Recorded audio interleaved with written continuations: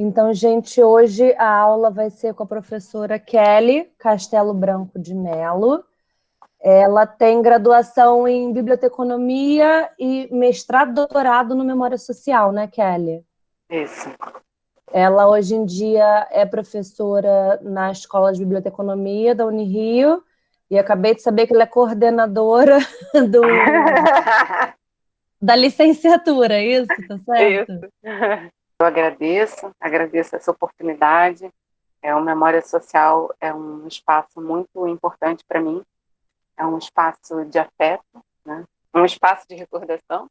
Vamos falar sobre espaços da recordação, segundo a lei da ASMA, mas esse é um espaço de recordação para mim. Então, eu estou muito feliz aqui, eu agradeço. E, enfim, vamos conversar, né? Vamos começar.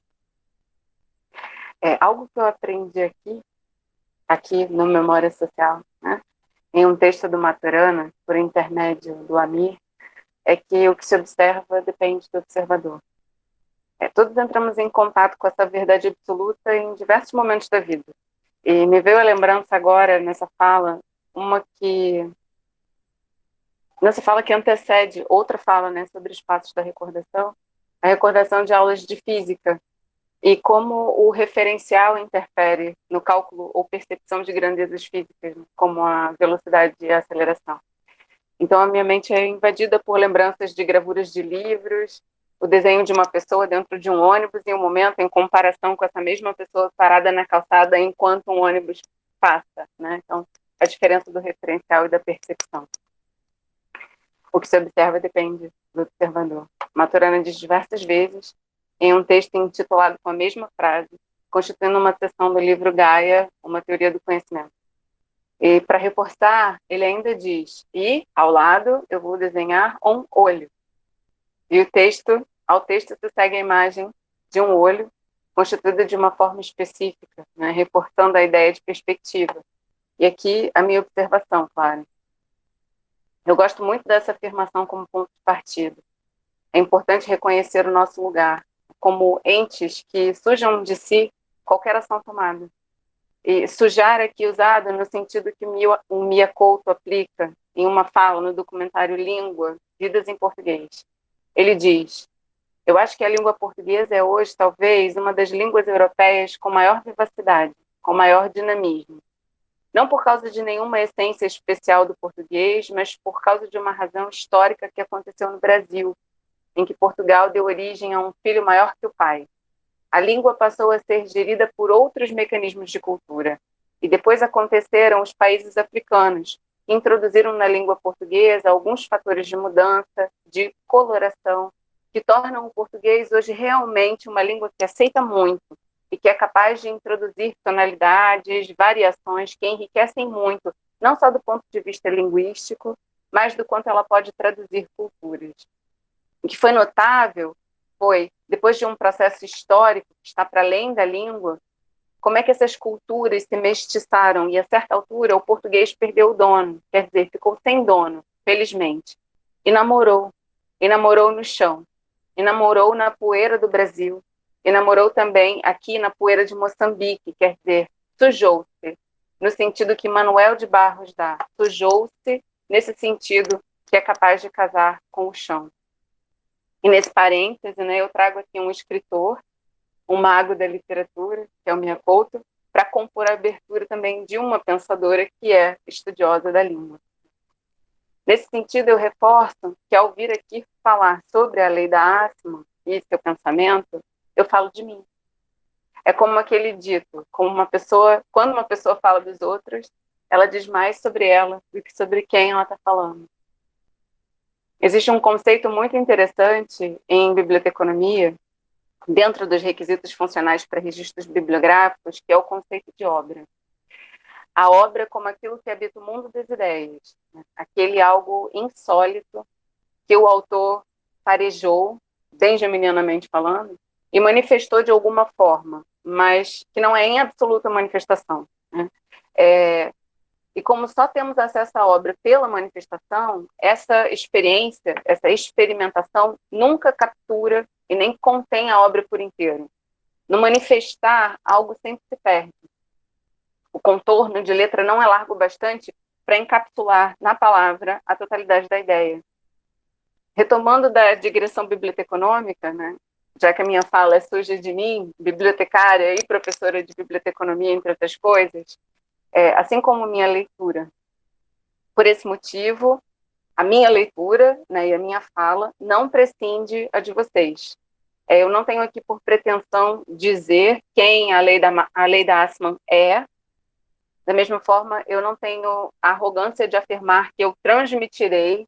E aqui, de novo, né, eu sou invadida pelas lembranças e me lembrei das muitas discussões que nós tivemos em aula sobre a problemática da ideia de transmissão. O pensamento da lei da Assmann para vocês, né? Não.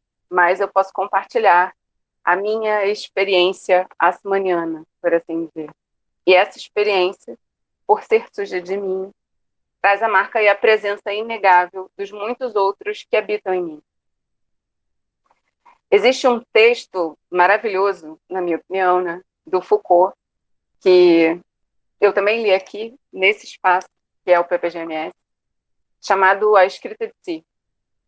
Nele, quando falando dos uponemata, as cadernetas de notas dos antigos, e dos processos de construção de pensamento e produção intelectual na antiguidade clássica, o Foucault diz: assim como um homem traz em seu rosto a semelhança natural com seus ancestrais, também é bom que se possa perceber no que ele escreve a filiação dos pensamentos que se gravaram em sua alma. Através do jogo das leituras escolhidas e da escrita assimiladora, deve-se poder formar uma identidade através da qual se lê toda uma genealogia espiritual. Em um coro, há vozes agudas, graves, médias, timbres de homens e mulheres. Nenhuma voz individual pode nele se distinguir, e somente o conjunto se impõe ao ouvido.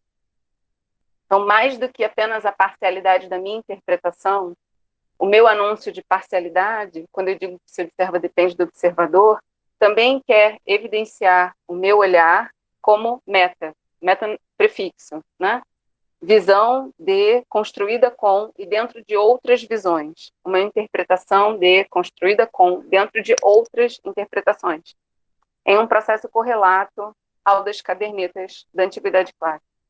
Aqui eu me aproprio de outras para construir a minha fala, utilizando essa palestra como ferramenta de constituição do meu eu acadêmico, né, em si mesmo, como um objeto de ação racional pela apropriação, unificação e subjetivação de um já dito fragmentário escolhido, como diz Foucault, construída uma identidade através da qual se lê, ou espécie que se leia, né, e por isso ressalta-se, toda uma genealogia de formação, professores, orientadores, autores lidos. E assim eu coloco aqui a minha voz como uma fala, que é a coleção de outras, apropriadas e reorganizadas no esforço da construção de sentido. Ou seja, eu me coloco como colecionadora. Nesse sentido, nosso pensamento, e podemos até pensar a produção acadêmica como um todo, é um espaço da recordação. Né? Nesse momento, estar aqui com vocês nesse lugar, que é o PPGMS, e que é um lugar de e do afeto para mim, é uma manifestação da obra assmanniana, sobre a qual já estamos falando, ainda que sem nomear o que estamos fazendo. E isso vai acompanhar toda a nossa jornada. Em muitos momentos eu estarei tratando do livro sem nomear o que estou fazendo. E não é aleatório o fato de que houve uma transição textual para a primeira pessoa do plural, nós. O sujeito acadêmico é sempre um nós. Muito embora, quando falemos, isso pareça um tanto psicótico. Já por algumas vezes eu fui questionada durante ou após uma fala, né? Nós? Nós quem? Onde se lia, existe alguém aí falando além de você? Bem, sim. Eu aqui falando com vocês sou um nós. Na medida em que, na fisionomia da minha fala, eu trago não só aqueles que li, como também aqueles com quem convivi, que conheci, que encontrei. E de todos esses, sem dúvida, a presença mais marcante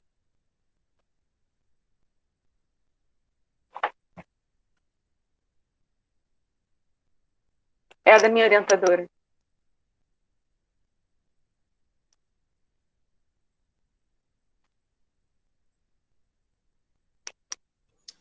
Deixa eu só... a orientadora da Kelly foi a professora Leila. Acho que vocês conhecem lá do programa. Ela faleceu recentemente. Então, vamos só dar um tempinho, que eu acho que é muito difícil para Kelly falar, né, sobre ela nesse momento, assim, numa situação tão recente, tá? Mas, Kelly, fica à vontade e a gente tá aqui para te ajudar também se você precisar de Desculpa. alguma coisa. Imagina, Tudo a gente certo. entende completamente. É muito recente, foi tudo muito recente, tá? Uhum. Então, sem dúvida, ela é a presença mais marcante, né? A minha orientadora, Leila Beatriz Ribeiro. Dizem que não existe ex-orientador, né? Ela, enfim. Da mesma forma que, quando eu me olho no espelho, eu enxergo os meus pais em mim, se o meu pensamento, o meu eu acadêmico, se olhasse no espelho, ele enxergaria a Leila. Outras presenças, ascendências seriam visíveis também. As mais marcantes, todas do Memória Social, sem dúvida. Mas a primeira seria a dela. Ela faleceu esse ano. Né? E ela está comigo em tudo que produzi, produzo e produzirei. Eu aproveito, então, para agradecer a ela, ao PPGMS, a vocês, pela oportunidade e possibilidade do dia de hoje. É sempre importante que a gente diga de onde a gente vem, né? Quando a gente vai construir alguma coisa. E esse é o lugar, é o meu lugar, é o lugar de onde eu venho. E o que se observa depende do observador. Aquilo que eu fui convidada a observar nessa aula de hoje foi a lei da Assmann, como autora, seu pensamento. E retomando lá os requisitos funcionais para registros bibliográficos, isso seria a obra, a qual só temos acesso por meio de manifestações. E a manifestação escolhida foi o livro Espaços da Recordação. Eu sempre gosto de mostrar o objeto, né? Porque eu, estudiosa dos objetos, Espaços da Recordação, né? E olhar para ele direcionado, quer dizer, e o olhar para ele direcionado, né? Por ser realizado por mim, Kelly, orientando da Leila, carrega a perspectiva da coleção e da experiência da finitude como potência por meio da coleção. Então, a professora Leila, não sei se vocês tiveram a oportunidade de conhecer, ela estudava a coleção, né? O grande objeto de estudo dela era a coleção. Ele tinha um projeto de pesquisa sobre isso. E eu, como orientadora, como orientanda dela, compus, né, o universo de produção desse projeto e me aprofundei efetivamente na coleção e na teoria da coleção ao longo da minha trajetória no programa, né? Por isso também que é engraçado isso, porque eu nunca colecionei nada, mas de tanto estudar sobre coleção, eu comecei a me ver colecionadora, academicamente falando.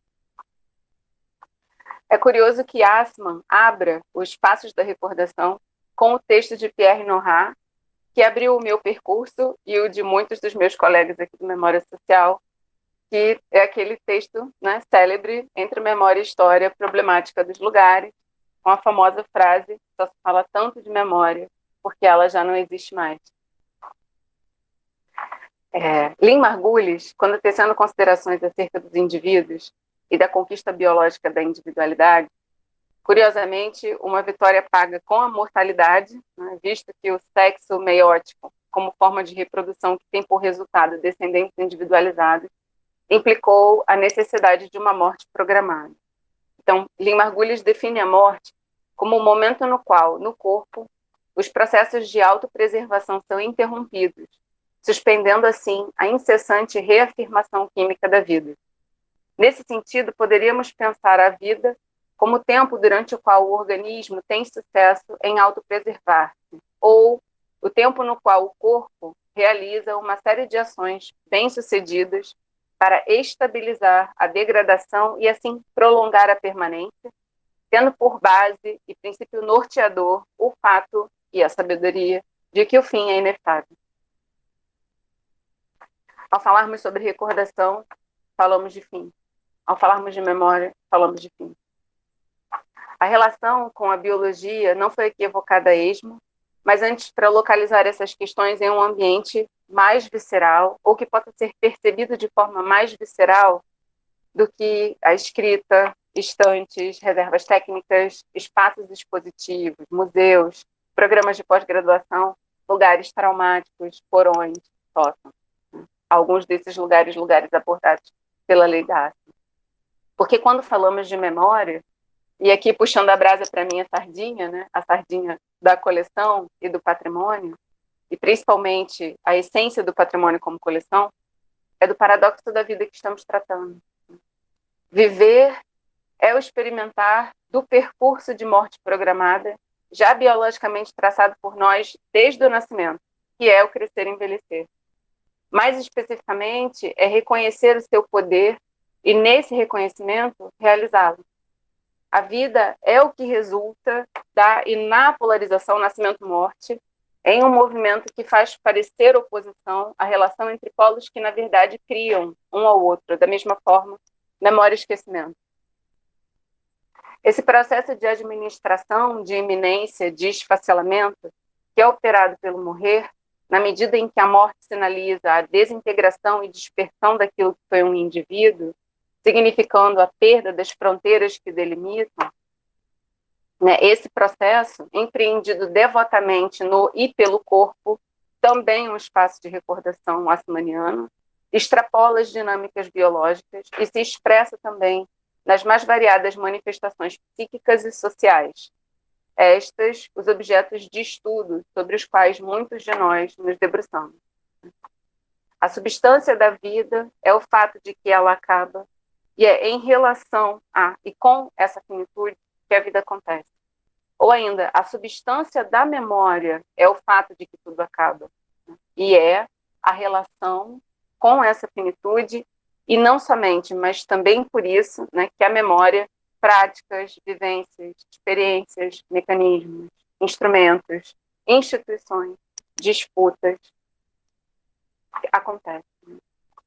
Não existe memória e nem patrimônio, como já diz Gonçalves, sem a imanência da perda. Tratando dessas dinâmicas, no contexto do colecionismo de livros, por exemplo, Umberto Eco afirma que seres humanos apresentam aquilo que ele chama de duas debilidades. Uma, o fato de que morrem, né? E duas, que os desagrada ter que morrer. E em resposta a esse desagrado, como eles não têm como escapar da mortalidade no âmbito físico, criam uma série de mecanismos que os possibilita encarar essa condição. Manifestações relacionadas a dinâmicas de memória, né? A projeção daquilo que alguém concebe como algo passível de evocar sua presença apesar da ausência. Kelly, e assim o fazer permanecer. Kelly, Oi. você travou pra gente. Você pode voltar a sua fala só um pouquinho? Porque na hora que você ia explicar, Sim, deu uma travada. Tá bom. Aonde? Só um tiquinho, a gente só perdeu um tiquinho. Aí eu estava onde? Vocês ouviram até onde? Pois Em é, até resposta onde a de gente... desagrado. Pouquinho antes, pouquinho antes. Quando eu estava falando do Humberto Eco, Isso, logo depois começou a travar. Eco. Foi, né, gente? Isso. Certo. Então, tratando, né, dessas dinâmicas. Em um livro que ele escreve, chamado Memória Vegetal, ele está falando sobre colecionismo de livros, mas isso não se aplica aqui. Humberto Eco afirma que os seres humanos apresentam duas debilidades. O fato de que morrem e desagrada-os ter que morrer. E em resposta a esse desagrado, como eles não têm como escapar da mortalidade, eles criam uma série de mecanismos que os possibilita encarar essa condição. E muitos desses mecanismos são abordados pela ASMA como meios de memória, que ela chama de mídias de memória. Enfim, manifestações relacionadas a dinâmicas mnemônicas, a projeção daquilo que alguém concebe como passível de evocar a sua presença apesar da ausência, e assim o fazer permanecer por meio do reconhecimento e guarda de outras. Existe, então, na coletividade, uma esperança de alongamento de permanência do eu, ou daquilo que eu reconheço e quero reconhecer como eu, normalmente atrelado às lembranças que eu tenho ou quero ter de mim, ou que eu quero que outros tenham de mim, né? Então, existe na coletividade uma aposta dessa permanência, na medida em que a família tem sobrevida superior a dos seus membros, os grupos aos quais pertencem têm sobrevida superior às das famílias, e assim sucessivamente. Assim, projetamos-nos para o coletivo, então, tentando fazer sobreviver, na impossibilidade da totalidade do que somos, aquilo que julgamos importante, aquilo que, para nós, tem valor que não se perca. Esse movimento de tentativa de fazer sobreviver da memória tem início com o comportamento narrativo reconhecido por Legoff como o ato mnemônico fundamental, por se tratar da comunicação a outrem de uma informação na ausência do acontecimento ou do objeto que constitui o seu motivo, né? No nível celular, a gente pode falar de epigenética, por exemplo. Invocação da presença do ausente e, ao mesmo tempo, da presença da ausência.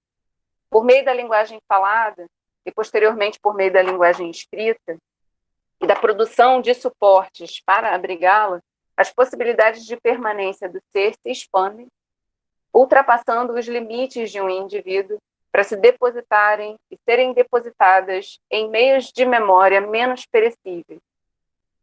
Como estudiosa da língua e da literatura, a lei da Assmann explora esses elementos por meio de recursos literários em Shakespeare, Wordsworth, Heine, Forster e outros. Ela, inclusive, finaliza a sua sessão sobre funções da memória com Pomian, né, o teórico base dos estudos sobre coleção. E é engraçado, assim, porque às vezes a gente convive tanto com determinados autores, a gente convive, olha, que acaba como se eles fossem amigos, né? Assim, poxa, super conheço, tal, Pomian. E aí, várias vezes, assim, você abre livros e você não espera que você vai encontrar os teóricos com quem você já está familiarizado, né? Então, isso acontece com a Assmann. Ela utiliza teóricos com os quais eu já estou familiarizada, e por isso o espaço de recordação é um espaço de recordação para mim. E eu, preparando essa palestra, pensando nessa palestra, eu estava observando esses movimentos, sabe? Falar do espaços de recordação livro em um espaço de recordação, uma aula do PPGMS, sobre um espaço da recordação que é o livro para mim. Então, é um movimento dentro do outro, né? Pomian, com P. Depois, se vocês quiserem, eu passo as referências para vocês, né? Então, ela finaliza a sessão sobre funções da memória com o Pomian, né? Falando do Pomian. Então, com linguagem falada e escrita, né, que Assmann chama assim como os objetos de estabilizadores da recordação, porque ela vai dizer que a recordação é uma coisa tão efêmera, né, que é uma coisa tão volátil, que precisa de algo que a estabilize, que ofereça resistência a essa volatilidade, né? Volatilidade né? Então, que a linguagem falada e escrita vem como recurso nesse sentido. Nós falamos com a linguagem falada e escrita de um processo intencional de transferência de memória, né? Muito embora já se possa perceber um transferir mnemônico não intencional, né? A transposição do narrador-pessoa para o narrador-objeto e de uma linguagem nomeadora para uma linguagem muda, né? Uma linguagem das coisas, ocorrendo a partir do momento em que o ser humano passa a fabricar artefatos e que estes, para além de suas funções, ou suas destinações, como fala a Padurai, né, passam a ser a evidência de sua existência. Como bem demonstrado pelas práticas de memoricídio dos antigos romanos, a existência se encontra intimamente relacionada à ideia de deixar ou ter deixado rastro. Visto que se nenhuma evidência de mim fica, eu me dissolvo no esquecimento, sendo esse o território absoluto da morte e a sua concretização absoluta, né? Na mitologia grega, por exemplo, a morte se consolidava pelo beber das águas do rio Lete, em grego, literalmente, esquecimento. né? Ato que promovia o apagamento naquele que bebia de qualquer registro ou vestígio da existência anterior, ou seja, de qualquer memória. Nesse sentido, a transcendência, ou superar da mortalidade, se daria pela conservação da memória do Hades, pela conservação da memória no Hades, como diz Regina Abreu, né, nossa professora. Vale ressaltar que, assim como não existe vida sem morte, não existe memória sem esquecimento. E é justamente essa polarização que permite, que cria essas coisas, né? E que a finitude, no caso, vem como potência, né? Não como aniquilamento. É interessante apontar que os primeiros conjuntos de artefatos passíveis de serem identificados como fruto de reunião intencional de coisas para cumprir um papel social psíquico particular, né, os rastros mais antigos nos quais podemos identificar funções homólogas ao que atualmente percebemos como coleção, estão localizados nas práticas de sepultamento dos mortos com seus objetos, mais uma vez, a relação e a conexão com a finitude, né? Uma resposta objetal a demandas fomentadas pela condição mortal. Então, mais uma vez, os objetos vindo atender essas necessidades que surgem diante da condição de mortalidade. O costume de, nos túmulos, acompanhar o corpo com artefatos indica a interpenetração das esferas do simbólico e do material. E é o tipo de objeto capaz de manifestar essa interpenetração, Pomian, né, que vai ser utilizado por Assmann no espaço de recordação, chamou semióforo, né, esses objetos especiais, digamos assim, agentes do intercâmbio que une o visível e o invisível. Né. São portais, digamos assim, entre uma esfera e outra, né, o hífen entre polos, o visível e invisível, sagrado e profano, vida e morte, memória e esquecimento, que tem por função estabelecer a conexão entre esses polos. São objetos de coleção. Essa função de passagem entre o mundano e o sagrado, o material e o simbólico, entre o que se pode e o que não se pode ver, é precisamente o que caracteriza e diferencia uma coleção e possibilita a concretização de seu projeto narrativo. Um jogo entre distância e proximidade, que traz para o território colecionista imagens benjaminianas como rastro, por exemplo, né? A aparição de uma proximidade por mais longínquo que esteja aquilo que a deixou. Onde a coisa, o objeto é apoderado por nós, né? Peraí. Imagens benjaminianas como rastro, onde a coisa é apoderada por nós, e aura, né? Aura, a aparição de algo longínquo, por mais próximo que esteja aquilo que a evoca, onde nós somos apoderados pela coisa. Então, são imagens, né, benjaminianas, que não diretamente também estão presentes em Assmann, que são essas imagens de rastro e de aura. Aura, quando somos apoderados, rastro, quando nos apoderamos. Falamos de imagens, também exploradas por Assmann como mídias de memória, né? E ela vai falar de imagem como uma mídia de memória que concorre com a escrita e vai, né, mostrar momentos em que isso acontece, vai dar exemplos sobre isso, em referência à interpretação que Benjamin articularia seu pensamento de forma imagética, promovendo o acesso a outros tipos de saberes e formas de conhecimento, no limiar entre a consciência e o inconsciente.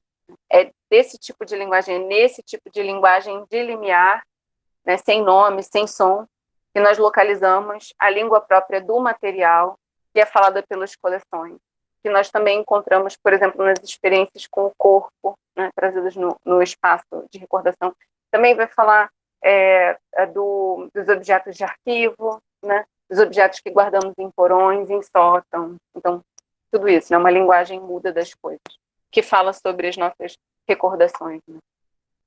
A concepção benjaminiana da língua do material como um tipo de linguagem superior, por permitir a percepção daquilo que escapa ao dizível, se afina com as considerações bergsonianas sobre a matéria como conjunto de imagens, né? Algo que é mais do que o idealista chama de representação, e menos do que o realista chama de coisa. Logo, uma existência a meio caminho dessas categorias. Novamente, o espaço do hífen entre dois polos, né?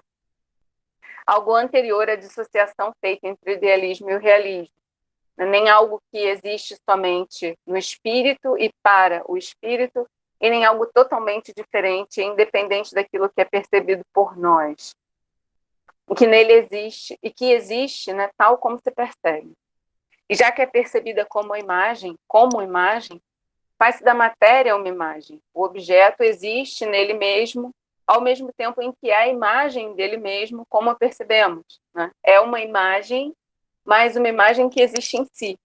E, nesse sentido, não existe percepção que não esteja impregnada de lembranças, na medida em que, no processo de perceber, aos dados imediatos presentes de nossos sentidos, misturamos milhares de detalhes de nossa experiência passada. Ou seja, sujamos, né? Sujamos de nós mesmos. Nesse sentido, a percepção exige um esforço de memória e é uma ocasião de lembrar. E uma vez que a lembrança é o ponto de interseção entre o espírito e a matéria, né, para Bergson, o espírito está então apreendido nos fenômenos de memória.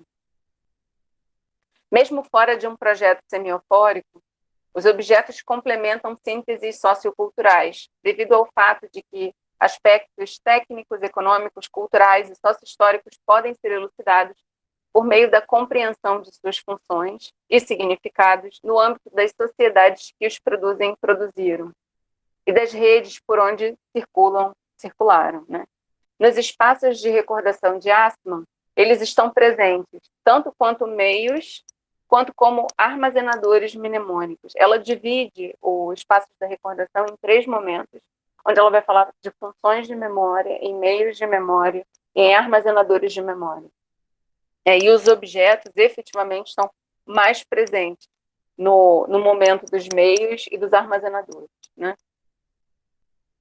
As coisas têm seu destino, né? Nascem com uma destinação e são criadas para atender necessidades humanas, de forma que sua existência remete, como uma chave de entendimento, a essas necessidades, que, por sua vez, remetem ao contexto, acontecimentos, desdobramentos, condições, né, que gera tais demandas, e assim sucessivamente, rumo ao infinitamente social. Nesse sentido, cada um deles, cada objeto, né, digamos assim, é uma mensagem e carrega uma mensagem social, né, emite o que Oliveira Zsigmond vai chamar de história-objeto temporal. Aspecto que é potencializado quando reunido intencionalmente em um conjunto que eu posso perceber como coleção, né? Não necessariamente precisa ser uma coleção oficial, digamos assim. É uma caixa que tenha as fotos de uma família, né? Ou as recordações, as histórias de família compartilhadas por uma tia ou por uma avó. Isso é uma coleção, né? Pode ser visto como uma coleção, percebido como uma coleção. Como tudo nesse mundo dual, é válido ressaltar que nesse jogo os objetos também caminham rumo à finitude. E nesse sentido, depositamos esperanças de permanência em suportes impermanentes, que é outro paradoxo, ou talvez seja o mesmo, né? Embora o ritmo consideravelmente mais lento de caminhada objetal rumo à morte, né, rumo à finitude, apazigue e faça de um objeto um guardião de memória e de alma, mais confiável do que o corpo, o paradoxo se sustenta, né, e sua vida também se desenrola no hiato entre o início e o fim. A finitude, uma zona limítrofe onde vida e morte se entreolham, tensionando a existência, é aqui o eixo central ao redor do qual essa palestra e também esse livro se inspiravam.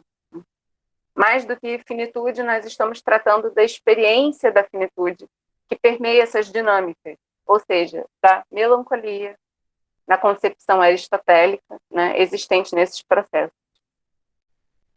O movimento pendular da melancolia, né, entre inércia e dinamismo, transforma numa força paradoxal. E, precisamente, a atmosfera gerada por esse antagonismo interno se converte em um lugar privilegiado para a experiência da finitude. A inércia e a resistência ligadas ao dinamismo e à transcendência, ou à esperança de transcendência, tomam nessa aliança paradoxal um caráter positivo, um ponto de resistência, né? O finito é o topos privilegiado para a transcendência. Abordar a melancolia como potência é compreender que a experiência do limite é o único caminho para vivenciar o prazer de sua superação, que é aquilo que o Eco diz, né, que a gente trouxe quando resgatou a fala do Memória Vegetal. Da mesma forma que é apenas porque o limite existe que se pode buscar maneiras de o transpor.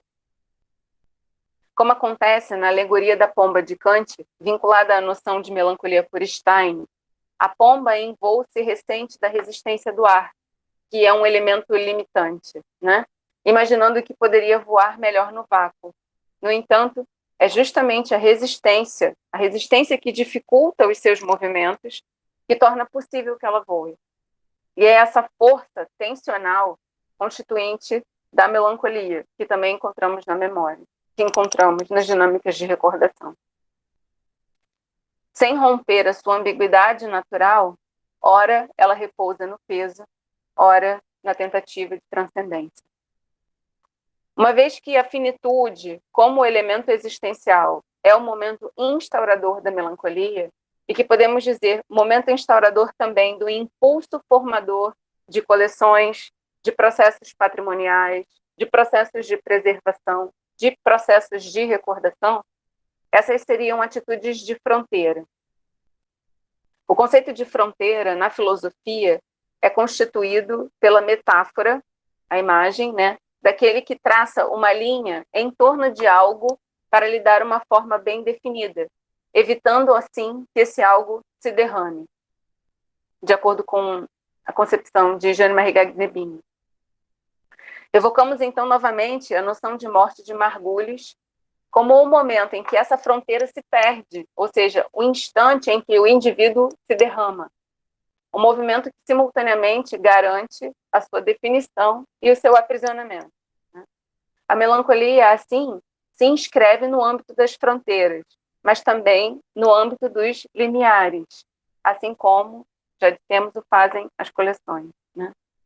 O limiar, que pertence ao domínio da metáfora, também elas, meios de memória apontadas por Assmann, né? A metáfora como mídia de memória, se inscreve no registro do movimento de ultrapassagem, de derramamento, de transição, que pode ser comparado a uma ponte, né? Aqui nos aproximamos novamente dos semióforos, as metáforas do mundo das coisas, vamos assim, né?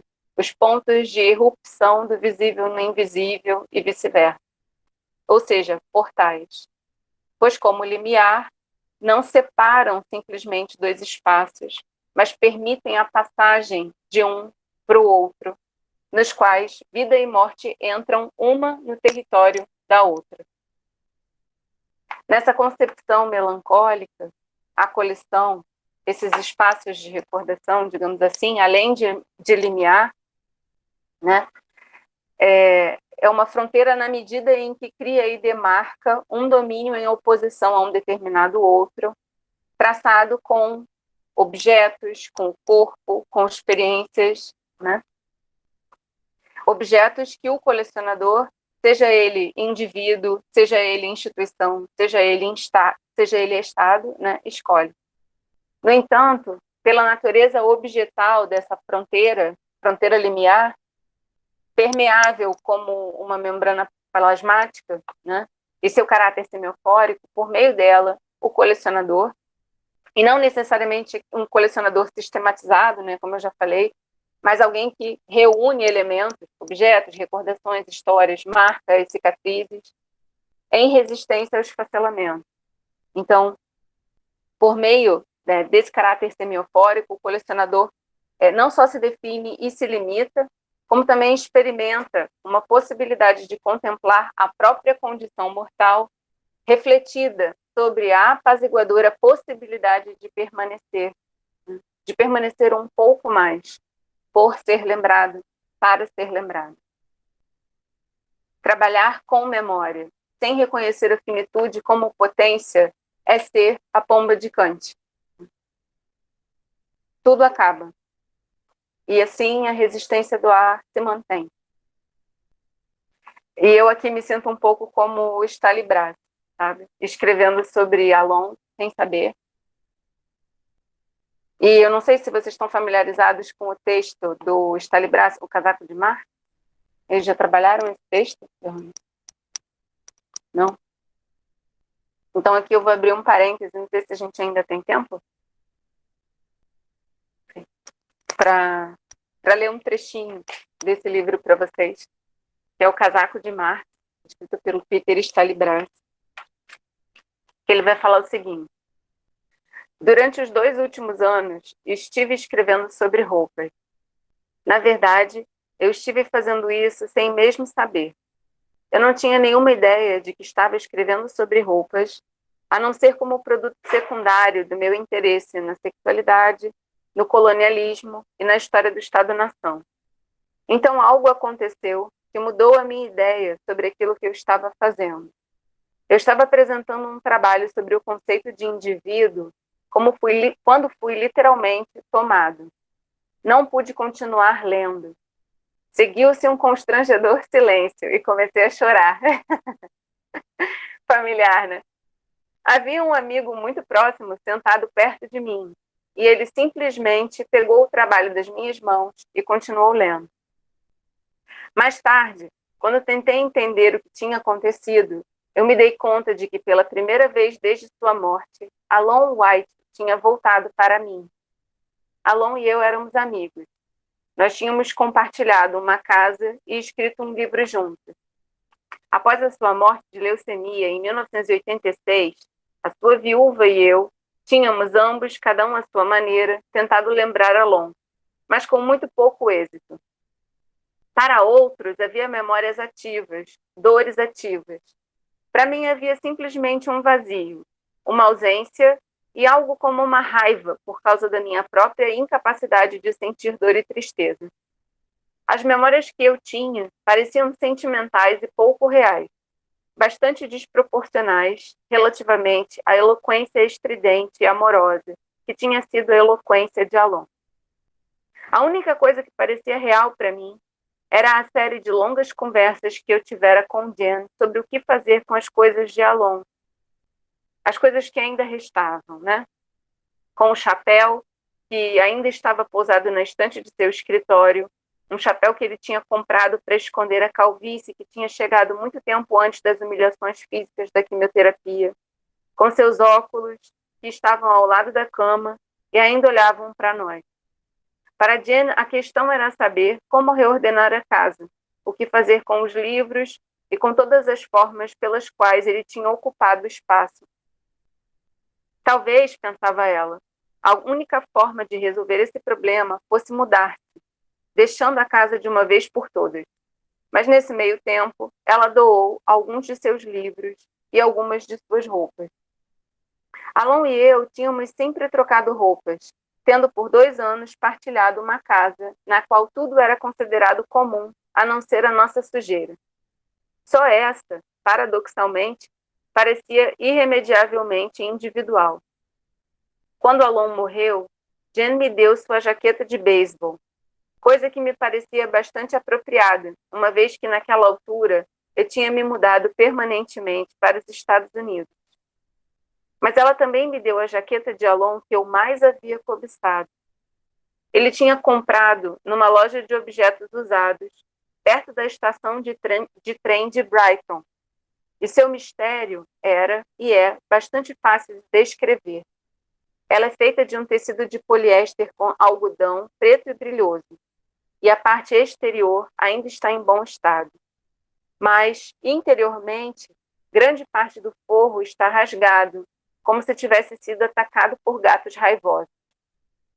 No interior, a única coisa que resta de sua antiga glória é o rótulo, fabricado expressamente para Turndorf por D. Ross, costurado à mão.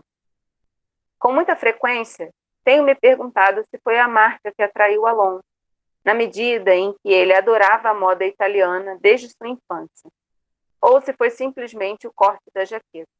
De qualquer forma, Essa era a jaqueta que eu estava vestindo quando apresentava o meu trabalho sobre o indivíduo. Um trabalho que, sob muitos aspectos, era uma tentativa de relembrar Alon. Mas em nenhum momento da escrita desse trabalho, a minha invocação foi respondida. Tal como o trabalho, Alon estava morto. Então, à medida que comecei a ler, fui habitado por sua presença. Fui tomado por ela. Se eu vestia jaqueta, Alon me vestia. Ele estava lá nos poimentos do cotovelo, poimentos que no jargão técnico da costura são chamados de memória. Ele estava lá nas manchas que estavam na parte inferior da jaqueta. Ele estava lá no cheiro. Acima de tudo, ele estava no cheiro. Então, eu me senti um pouco como Stali Brat nesse momento, aqui, nessa palestra, e escrevendo sem saber, né, sobre o amigo. Eu e a Leila nunca nos demos roupas. Os nossos presentes oficiais sempre foram livros. E, metaforicamente, né, um pouco do que nós tratamos aqui compõe a jaqueta que eu herdei dela, né, e que agora eu visto.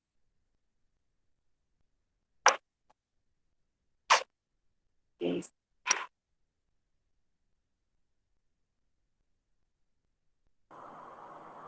Obrigada, Kelly. Eu gostei muito da sua fala, né? Eu não sei, eu trabalho muito com a criação de subjetividade. Então, teve umas coisas da sua fala que me chamaram a atenção, quando você fala da noção de inevitável finitude que a gente tem, né? Será que é isso? Me deu a impressão que é isso que impele o sujeito também a criar, né? É ele saber que tudo vai acabar, então a própria criação, o âmago da criação vem daí, né? Vem dessa noção de inevitável finitude. Sim. Aí, isso eu gostei. Eu até anotei que eu vou usar no meu trabalho. É exatamente isso. É a finitude como potência, né? Como potência, que exige uma resposta. E para responder, nós criamos as mais variadas coisas.